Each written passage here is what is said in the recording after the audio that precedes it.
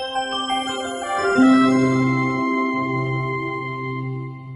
right, welcome, Agile friends. My name is Dave Simpson. I'm hosting this session alongside my co-host, Oella Houston, and we're here with our amazing speaker, Anna Fars.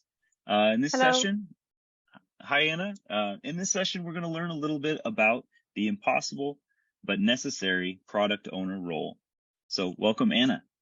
Thank you.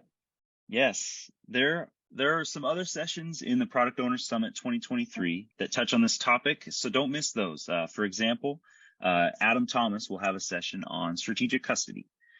Those will be airing sprinkled in right around the main summit dates. So check those out, and you could go to productownersummit.org to see more information on that. That's productownersummit.org. But now it's time to focus on our guest speaker and our topic for the session. So Anna, can you tell us, why does a product owner feel like being stuck between a rock and a hard place? Well, you're always responsible for stuff that you can't really control. And most people really like to decide stuff but they don't want to take the consequences. So you're always kind of letting someone down and feeling like you're never enough. So there's never a excellent solution to any problem. So that's why I feel it's that type of role. But of course, it's also something that is challenging. And if you like challenges, it's something that can be really, really fun. So my name is Anna Fors. I've been doing Agile about since 1999. Was first a consultant for 18 years, but are now part of the Swedish public sector. And as an Agile person to create a new government agency is kind of mixing both worlds.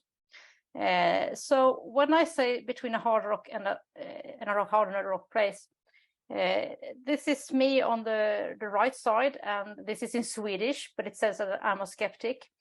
And on the left side, if you see in Pulp Fiction, this is Mr. Wolf. And I think that this is kind of tells you about the role you have as a product owner. You need to be really, really skeptical about what you hear and what you see, to take in all the things that people are saying, but also you really need to be a doer. You will never be into the discussion when everything is going smoothly. You have to be the kind of person who wants to get things done and also get your own hands dirty from time to time. So if I was going to give any advice to you to be a product owner, I would say that the first thing you should all do is go into your team and sit down with the test group and be a tester like everyone else. You will learn so many great things about your product and very many things that are not so great as well. And also you will build a bond with the test people. So you need to see their hardship and what they're really experiencing. And you can never do that in any other way. Of course, if you're a developer, you can sit with the developers as well. But I think that this is something that I always do when I go into a new environment. Another thing, as a product owner, you need to realize that there is no secret sauce in doing Agile. If you still do the same things, you will only add more work.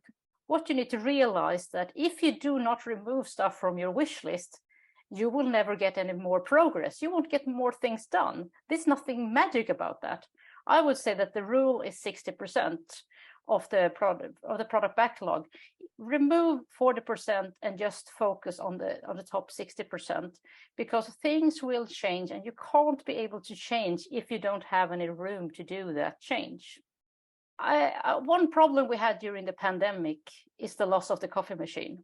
I cannot tell you how many times I found the best ideas, the most horrible problems at the coffee machine. But then you also need to be that person that anyone in the organization can approach and ask that silly question, to raise that concern you have, and also be the person that others can tell someone, well, you can see her, she's okay, you can just tell her.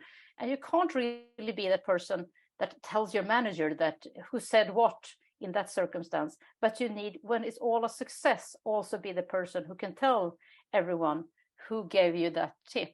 So I'm really happy about the pandemic being over, so we can all return to the coffee machines, because that's beats any Scrum meetings that I've ever been to. I would say that the